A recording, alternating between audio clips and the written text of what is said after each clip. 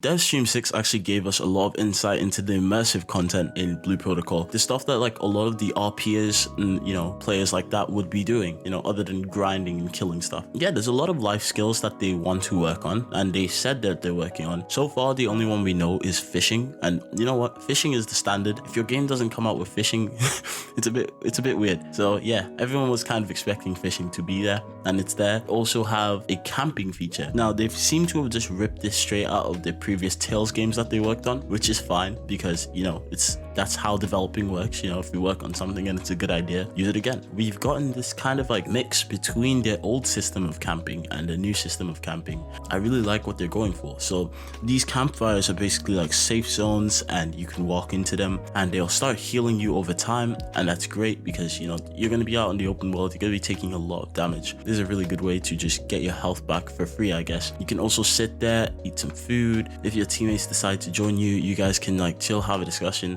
use emotes and stuff to RP and like pretend that you're in the world. I'm not really into RPing, if you can already tell. That's something that I think is just a nice little gesture that they've added in. And there's going to be like this interesting mechanic that comes with this, because you're going to be able to get buffs. Now there's going to be the chef that appears, and he's either going to be wearing one of three colored shirts. You can either see him in like a red, green, or blue. I don't know the colors, but he's going to be in one of three colored shirts, right? And if you stop and interact with him, he's going to give you a free buff, and this buff costs absolutely nothing. Is entirely free. All I want to know is, can you stack this buff? Can you go and get another buff on top of this? So like if I just teleport from one campfire to the next campfire, can I get another buff? That's something I need to know. But if we can stack them, the goal is just to stack them really, and I don't know how long they last and if it will even be worth it, but we'll have to wait and see on that. Campfires also have a teleport feature, so you can basically teleport from one campfire to the next campfire.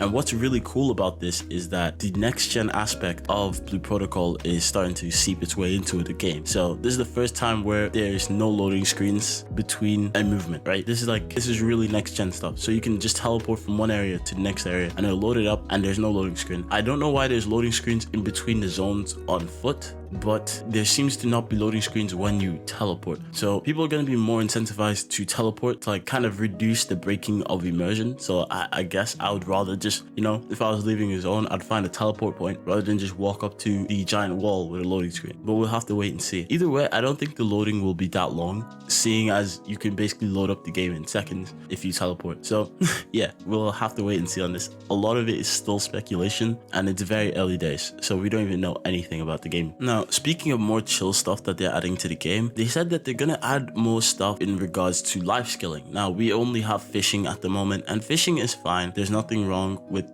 catching a few fish here and there.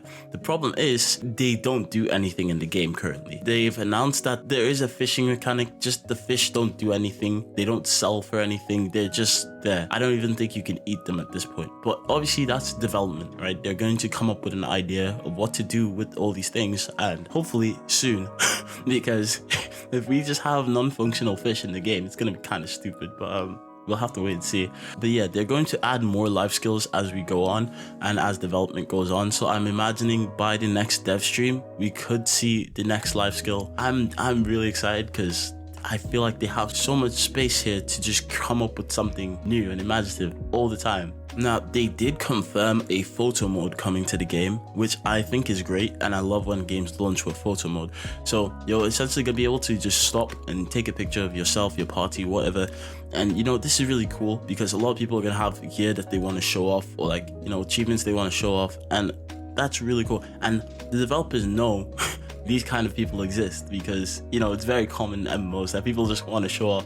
So they've created this kind of adventurer card or achievement card thing. If someone clicks on your achievement card, they can see all your achievements and they can see your screenshots. So you can showcase your best screenshots and you can showcase everything you've done. I think it's cool. It's the ultimate flex move. There's no downside to having something like this. So that's actually a really good update and something that I'm looking forward to, and a feature I'll be definitely investing some time into to try and make it look good. I'm gonna set that up really nice. So yeah, I think I'm gonna leave this video here for now.